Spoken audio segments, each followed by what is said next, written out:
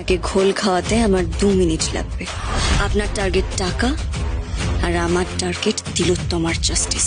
মন্ত বউদের উপর হওয়া অত্যাচারের জন্য তাদের জাস্টিস। আমার বিয়ের জন্য ঠাম্মি লকার থেকে নিয়ে এসেছে এই গয়না, তাই এই গয়নাটা আজ আমাকে পরতেই হবে।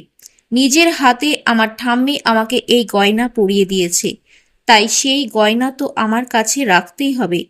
তমসার প্রতিটি কথাতে সবাই চমকে ওঠে। শ্বশুরমশাই বলে, ঠিক আছে তুমি যাবে, কিন্তু আমিও যাব তোমার সাথে। তমসা মনে মনে ভাবে, এটা একটা মিশন। আদিনাথ ব্যানার্জি, এক এক করে আপনাদের মুখোশ খোলার পালা। আপনাদের মুখোশ খুলতেই তো আমি এসেছি। সারা শহর জানবে আপনাদেরকে।